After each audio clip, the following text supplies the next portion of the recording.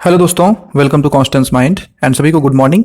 आज की वीडियो सच में बहुत ही इंपॉर्टेंट है। आप लोगों के बहुत सारी क्वेरी थी कि जो रिसर्च प्रपोजल है एंड सिनॉप्सिस है उसको किस तरह से मेंटेन किया जाए, कैसे बनाया जाए। और ये दिमाग में तभी आ जाता है जब आप पीएचडी करने का ख्याल करते हैं। पीएचडी करने की सोच से ही हमें पीएचडी आप किस टॉपिक पे करेंगे ये चीज़ें, और उसके लिए प्रपोजल कैसे तैयार करेंगे वो चीज़ें, इन सभी का टेंशन दिमाग में चलता रहता है। देखिए, एग्जाम एंट्रेंस एग्जाम की प्रिपरेशन करना अलग चीज़ है, लेकिन इसको फेस करना थोड़ा अलग हो जाता है क्योंकि इसमें आपको किसी भी प्रकार का एक्सपीरियंस नहीं है, आपने कभी बनाया भी नहीं है। इस वीडियो में आपको हम रिसर्च प्रपोजल बनाए हैं उसको दिखाएंगे और किस तरह से बनाए हैं वो बताएंगे। रिसर्च प्रपोजल से क्या क्या क्वेश्चन पूछे जाते हैं और कौन कौन सा टॉपिक इंपॉर्टेंट होता है और आप कैसे बनाएंगे, ये सारी चीज़ें इस वीडियो में सॉल्व हो जाएंगी।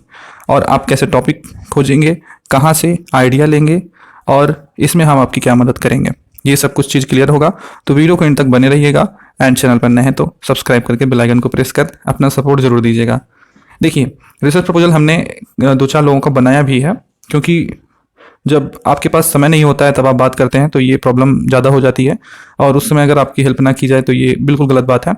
तो हम कुछ लोगों का हेल्प कर देते हैं, लेकिन बहुत सारे लोगों का कमेंट आता है कि वीडियो भी बना दीजिए। तो देखिए, वीडियो इसीलिए है, और बहुत सारी वीडियो आपने देखी भी होगी, लेकिन इसको भी देख लीजिए, क्या दिक्कत है। थोड़ा सा हो सकता है हम कुछ आपको नया बता सकें, ठीक है। और दोस्तों, अगर आपको पीएचडी एंट्रेंस की प्रिपरेशन के लिए पीएचडी के प्रीवियस ईयर क्वेश्चन पेपर चाहिए तो उसका भी लिंक हमने डिस्क्रिप्शन में डाल दिया है, आप उसको ले सकते हैं। रिसर्च मेथोलॉजी एंड आपके सब्जेक्ट के साथ जो जो अवेलेबल हो रहा है उसको हम डाल दे रहे हैं, आप उसको वहाँ से ले सकते हैं। वहाँ पर कॉन्टैक्ट डिटेल्स भी है, किसी भी प्रकार की दिक्कत आती है तो संपर्क कर सकते हैं। तो दोस्तों, सिनॉप्सिस या रिसर्च प्रपोजल बनाने से पहले आप अपने सब्जेक्ट्स को अच्छे से स्टडी कर लीजिए और उसका टाइटल खोजिए। टाइटल कैसे खोजा जाता है कि जैसे अगर आपका कोई आर्ट्स का सब्जेक्ट है, मान लीजिए सोशियोलॉजी है, हिस्ट्री है, या फिर इंग्लिश, हिंदी, कुछ भी। हिंदी में जैसे आपको किसी कवि को खोज लेना है, किसी पुस्तक को खोज लेना है जिस पर इसी तरह से टॉपिक खोजा जाता है। और मान लीजिए हिस्ट्री में आप हड़प्पा की खुदाई, मोहनजोदड़ो और आप महाभारत, भागवत गीता, ये सब चीज़ें, इन पर पीएचडी कर सकते हैं। और ऐसी टॉपिक को खोजिए कि जिस पर पीएचडी अभी हुई ना हो, थोड़ा आपका यूनिक हो, ठीक है। मतलब मैं आइडिया दे रहा हूँ, ठीक है, कि किस तरह से नाम सोचे जाते हैं। अब मान लीजिए आपका साइंस का डिसिप्लिन है तो आपको उस सब्जेक्ट्स के रिलेटेड जो अभी तक जो चीज़ें प्रॉब्लम क्रिएट कर रही हैं, सबसे पहले जब आप प्रॉब्लम खोजेंगे ना किसी भी सब्जेक्ट में, जब कोई प्रॉब्लम को आप खोजेंगे वो आपकी पढ़ाई से ही हो सकता है। प्रॉब्लम के साथ ही उसका टॉपिक भी आपको मिल जाएगा। तो इस तरह से आपकी टॉपिक हो जाएगी, और टॉपिक जब आपको मिल जाए तो आप जिस यूनिवर्सिटी के लिए सिनॉप्सिस बनाना चाह रहे हैं उसका इस तरह से एक फ्रंट पेज बनाइए, ऊपर लिख दीजिए टाइटल नेम, मतलब जो आपका टॉपिक है उसका नाम लिख दीजिए। और फिर जैसे मान लीजिए हमने बनाया था लखनऊ विश्वविद्यालय उत्तर प्रदेश के अंतर्गत आधुनिक इतिहास में पीएचडी की उपाधि है तो शोध प्रस्ताव, मतलब कि मॉडर्न हिस्ट्री के लिए है।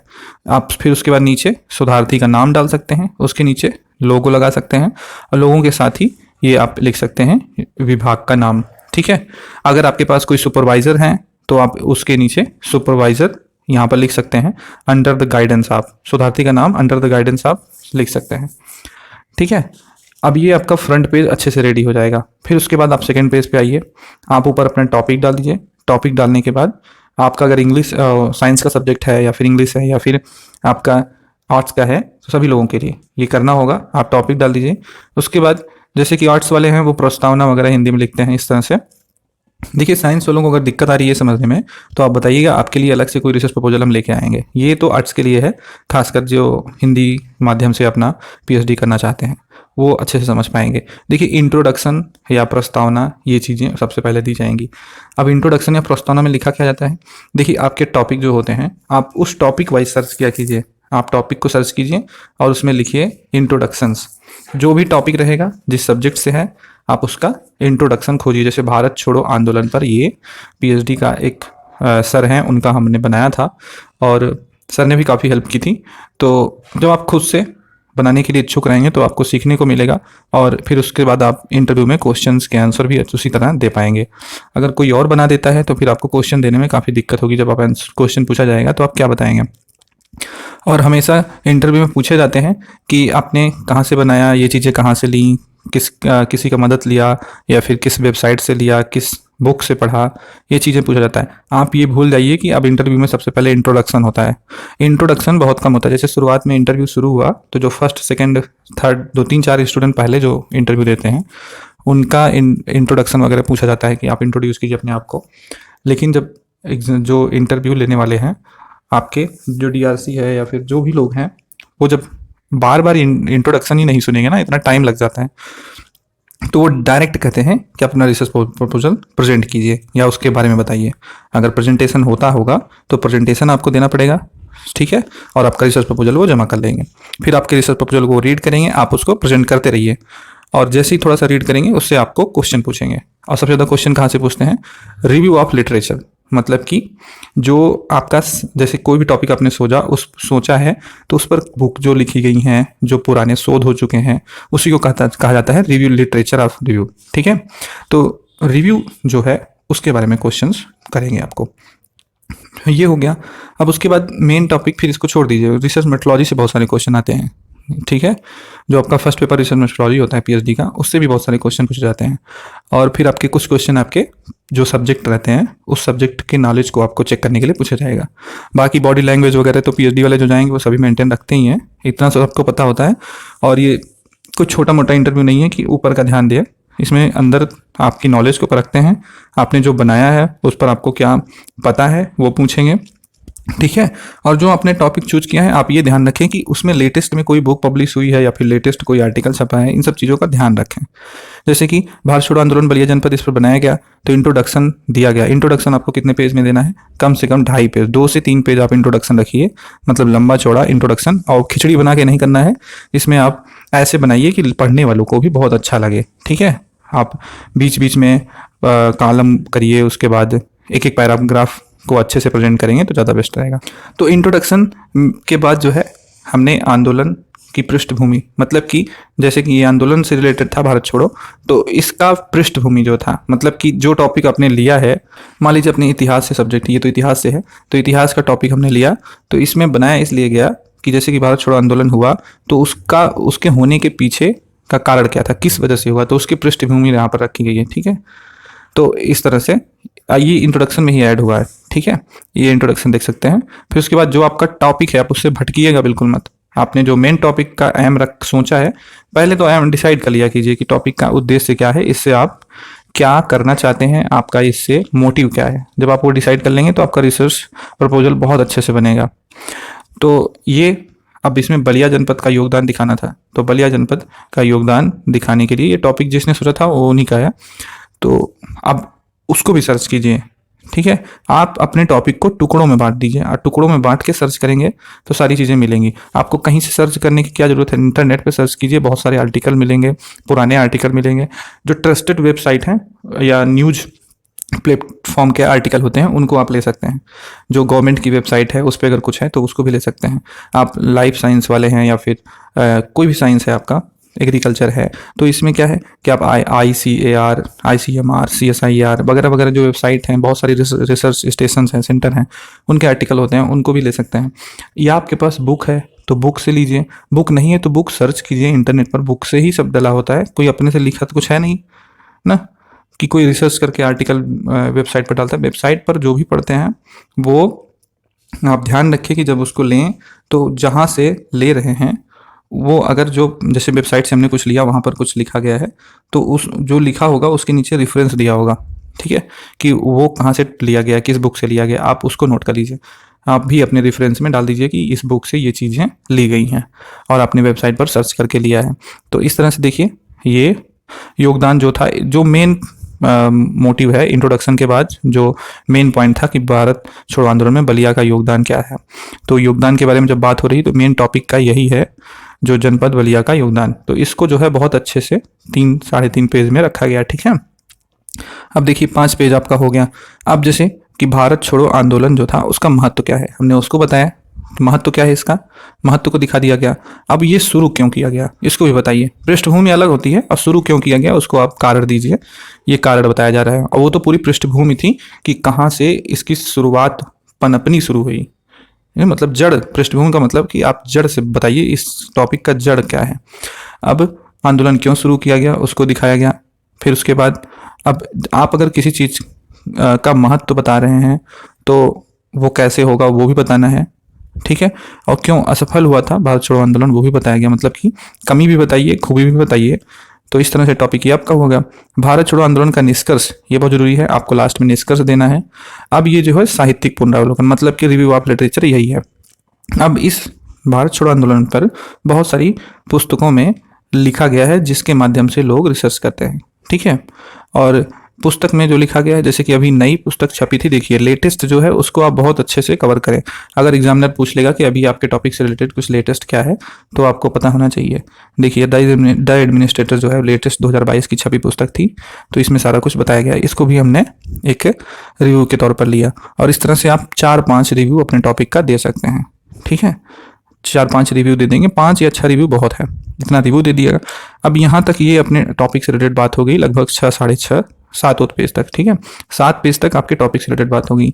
अब बात आती है कि रिसर्च का जो है वो जो पूरा पॉइंट ऑफ व्यू है, वो रिसर्च किस तरह से रिसर्च होगा, रिसर्च में आप क्या करेंगे, कैसे आप चीज़ों को इकट्ठा करेंगे। तो यहाँ पर हिंदी में है कि शोध पद्धति, ठीक है। शोध पद्धति में अब पूरा शोध से रिलेटेड आपका रहेगा। अब टॉपिक उधर हो गया, शोध पद्धति में सबसे पहले आती है कि शोध विधि। तो अगर आपका टॉपिक कोई लैब वाला नहीं है, रिसर्च वाला नहीं है, कहीं विजिट करके आपको खोजना नहीं है, तो आप जैसे वेबसाइट से या बुक से ही चीज़ें लेकर ही रिसर्च करेंगे। तो आप शोध विधि में वो लिखिए कि प्रस्तुत शोध जो है वो ये वर्णन और विश्लेषण के आधार पर है, मतलब कि जो ऑलरेडी आर्टिकल छपे गए हैं। अब यहाँ पर नीचे लिखा भी गया कि तथ्य संकलन जो भी आप दे रहे हैं वो कहाँ से संकलित करेंगे। जब आप रिसर्च करेंगे तो चीज़ें आप कहाँ से उसका जो है इकट्ठा करेंगे। तो यहाँ पर आप दे सकते हैं कि जो प्रस्तुत शोध रहेगा आपका, मतलब कि ये शोध जो होता है वो थीसिस के लिए होता है कि आप थीसिस में क्या क्या करेंगे, कैसे करेंगे, वही आप बताएंगे। कि प्रस्तुत शोध जो होगा उसमें पुस्तकों, पत्रिकाओं, सरकारी दस्तावेजों तथा अन्य प्रकाशित और अप्रकाशित दस्तावेज जो भी हैं या इंटरनेट वेबसाइट है, इन सभी को हम अपने चीज़ों को इकट्ठा करने के लिए या फिर तथ्यों को संकलन करने के लिए द्वितीयक स्रोत के रूप में प्रयोग करेंगे, ठीक है। अब ये हो गया कि आप शोध में जो चीज़ है, जो भी पॉइंट आपको मैटर्स की जरूरत होगी, वो आप कहाँ से लेंगे, ये चीज़ें आपको पता चल गई, ठीक है। और आपका शोध किस आधार पे है ये भी पता चल गया, आपने बता दिया। अब शोध का महत्व क्या होगा, मतलब कि आपके अध्ययन का महत्व क्या होगा। आपको महत्व को भी 1.5 पेज या 1 पेज तक रखना है, ठीक है। अब आपका जो टोटल प्रपोजल होगा वो 9 से 10 पेज तक पहुंच चुका होगा, ठीक है। फिर आपका लास्ट में आता है उद्देश्य, कि आपके इस रिसर्च का उद्देश्य क्या है, आपके इस टॉपिक पर रिसर्च का उद्देश्य आप क्या रख रहे हैं। और यही उद्देश्य आपको पहले से सोच के रखना है, तभी आप इतना लिख भी पाएंगे। अपने माइंड में उद्देश्य आप लिख लीजिए, या फिर अपने कभी किसी पेपर पे लिख के उसको अपने सामने चिपका लीजिए। जब भी आप मैटर सर्च करें तो आपको अपने उद्देश्य से भटकना नहीं है, ठीक है। कुछ भी आपको नहीं डाल देना है, जो भी रहे आपके अपने उद्देश्य से मिलता हुआ रहे, आपके टॉपिक्स के उद्देश्य से मिलता हुआ होना चाहिए, ठीक है। तो आपको उद्देश्य अपना जो है 6 या 5 पॉइंट में बता देना है। बहुत लंबा मत खींचिएगा, नहीं तो दिक्कत हो जाएगी। फिर आपको मैटर भी उतना देना पड़ेगा, और फिर इसमें ज़्यादा होना नहीं चाहिए। और जो भी आप लिखें ना, उसको बहुत मीडियम लेटर में रखिए, मतलब कि जो फॉन्ट का स्टाइल होता है वो मीडियम होना चाहिए। इससे क्या होगा कि ना ऑड लगेगा, ना बहुत छोटा लगेगा कि दिखाई मत दे, ठीक है। अगर बहुत छोटा कर देंगे तो आपके पेजेस 8-9 हो जाएंगे, वो अच्छा नहीं रहेगा। आप मीडियम रखेंगे तो 10, 12, 15 से 16 पेज तक आपका रहेगा, ये अच्छा होता है। 15 पेज का सिनॉप्सिस ये अच्छा होता है। 11 मतलब 10 से ऊपर रहे, 12, 13, 14, 15 इस तरह से। ये उद्देश्य जो था, उद्देश्य के बाद उद्देश्य 5 लाइन में हो गए। फिर आपका आता है परिकल्पना, ठीक है। परिकल्पना को इंग्लिश में कहते हैं हाइपोथेसिस। हाइपोथेसिस से भी क्वेश्चन आते हैं आपके रिसर्च प्रपोजल में। आपके रिव्यू ऑफ लिटरेचर्स, आपके जो हाइपोथेसिस है और आपका जो उद्देश्य है, इन चीज़ों को पूछा जाता है। और रिसर्च मेथोडोलॉजी भी पूछी जाती है, ठीक है। रिसर्च मेथोडोलॉजी से क्वेश्चन आते हैं, इन सब चीज़ों को आप पढ़िए। ये चीज़ें जब भी आप रिसर्च प्रपोजल बनाएंगे खुद से ना, तो पढ़ने की बहुत कम जरूरत पड़ेगी, आपको सब चीज़ें पता रहेंगी, क्योंकि आपने सोच के काम किया है, ठीक है। देखिए हाइपोथेसिस का मतलब मेन ये होता है कि जो भी टॉपिक आपका है, उस टॉपिक में क्या क्या रिसर्च की आवश्यकता है। आप आवश्यकता को अपने उद्देश्य से जोड़कर इस हाइपोथेसिस में रख सकते हैं, ठीक है। परिकल्पना का मतलब होता है कल्पना। आपने इस चीज़ों में क्या क्या रिसर्च करने की कल्पना की है, ठीक है, उसको आप बताइए। वही चीज़ें हैं कि इसमें ये चीज़ें होनी चाहिए, यही आपकी परिकल्पना है। आप ये चीज़ें ध्यान रखिएगा, ये भी आपको 6-7 पॉइंट में ही रखना है। अब लास्ट में सब कुछ छोड़ के आप इसके बाद जो है हाइपोथेसिस के बाद आप दे सकते हैं मतलब कि जो ये रिसर्च प्रपोजल है, या फिर आपकी जो थीसिस होगी, आप थीसिस में कितने अध्याय होंगे उसको भी अगर आप लोग लिखना चाहते हैं लिख सकते हैं, बहुत ज़रूरी नहीं है। और टेबल ऑफ कंटेंट भी आप देना चाहते हैं तो दे सकते हैं। वैसे ऊपर भी दे सकते हैं एकदम आपके फ्रंट पेज के बाद, ठीक है। अब लास्ट में बताती है कि संदर्भ को रेफरेंस कहते हैं, ठीक है। अब अभी तक जितने कि आपने रिसर्च प्रपोजल में जो जो चीज़ें लिखी हैं, जो जो चीज़ें आपने मेंशन किया, वो चीज़ आप कहाँ से लिए हो, ठीक है। आपको रेफरेंस देना है, आप बुक का रेफरेंस दे सकते हैं, वेबसाइट्स का दे सकते हैं, आर्टिकल्स जो हैं उनका नाम लिख सकते हैं, और जो भी आर्टिकल दें आप उसके सामने लिखें कि ये आर्टिकल इस सन में छपा है और इसके लेखक कौन है, ठीक है। आप बुक लिख रहे हैं तो बुक का जो पब्लिश डेट है वो, एंड उसके बाद उसके जो राइटर या जो भी है उसको, ठीक है।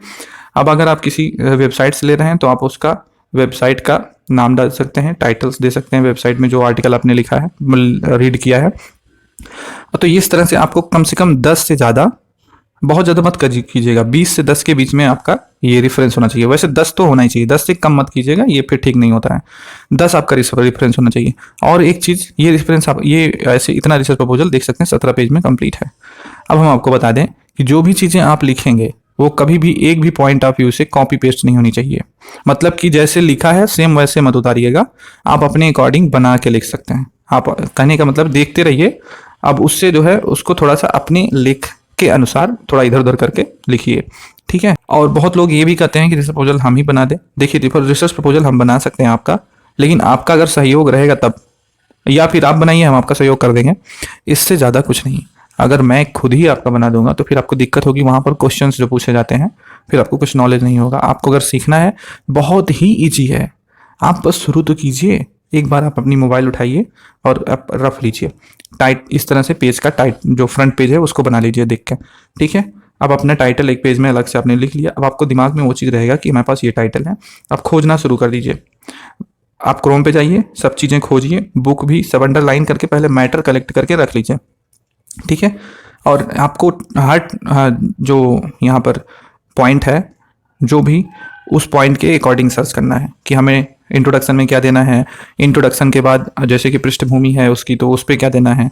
फिर उसके बाद आता है कि इसमें जो योगदान है, ठीक है, या फिर आपका कोई और टॉपिक होगा कि उस पर रिसर्च की बात हो, उसके बारे में लिखना है। फिर उसके बाद आप और नीचे आएंगे तो उसका महत्व क्या है, ठीक है। फिर उसके बाद आप और नीचे आएंगे तो इसको क्यों किया गया, ठीक है। फिर उसके बाद और नीचे आएंगे आप तो इसकी असफलता के कारण क्या थे, ये क्यों असफल हो गया, ठीक है। अब फिर भारत छोड़ो आंदोलन जैसे था, तो अगर आपका कोई और टॉपिक है तो उसका निष्कर्ष दे दीजिए। आफ्टर निष्कर्ष मतलब जब आपका निष्कर्ष कंप्लीट हो जाएगा, कंक्लूजन आप दे देंगे। टोटल कंक्लूजन थोड़ा बड़ा रखिएगा, ये हमने थोड़ा छोटा रखा है, आप आधा पेज कंक्लूजन कर सकते हैं। कंक्लूजन देने के बाद अब आती है साहित्यिक पुनरावलोकन की, ये भी दीजिए। रिव्यू ऑफ लिटरेचर बहुत जरूरी होता है, इसको हर बार दीजिए और कम से कम 6 लिटरेचर रिव्यू जरूर रखिएगा, इससे फायदा होगा आपका। फिर इसी बेस पे तो आपको बताना है कि ना ये बुक में ये चीज़ें छपी हैं, इसको हमने देखा है, इस पर इसके आधार पर बनाया है। लिटरेचर रिव्यू के बाद जब ये कंप्लीट हो जाएगा तब बात आती है आपके शोध पद्धति की, आप शोध कैसे करेंगे और आपका शोध किस आधार पर है।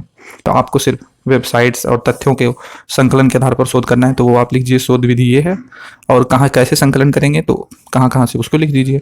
फिर आपके इस रिसर्च का, इस अध्ययन का महत्व क्या है उसको भी लिखिए। महत्व के बाद उद्देश्य लिखिए, और उद्देश्य के बाद जो है परिकल्पना, हाइपोथेसिस कि इस चीज़ में क्या क्या रिसर्च होना चाहिए, यही आपका हाइपोथेसिस होगा। आप किएगा, किसी भी प्रकार की दिक्कत आती है तो आप कमेंट सेक्शन में पूछिए और अपना रिसर्च प्रपोजल पहले बनाना शुरू कीजिए। हमने हो सकता है कि आपको सारी चीज़ें बताई हों, वीडियो थोड़ा लॉन्ग हो रही है इसीलिए यहाँ पर क्विट करेंगे। अगर हिंदी का ये सारा चीज़ें था, हिंदी में बहुत लोगों को कम समझ में आता है, बताएंगे तो हम आपको लिए जो है कुछ समय बाद इंग्लिश के लिए भी एक रिसर्च प्रपोजल किसी टॉपिक पर बना कर लाएंगे, ठीक है। तो आपको अगर किसी प्रकार की बहुत ज़्यादा दिक्कत आ रही है तो मेल दिया गया है डिस्क्रिप्शन में, आप मेल पर संपर्क कर सकते हैं हमसे, ठीक है। Thank you so much for watching. मिलते हैं किसी नेक्स्ट टॉपिक के साथ नेक्स्ट वीडियो में।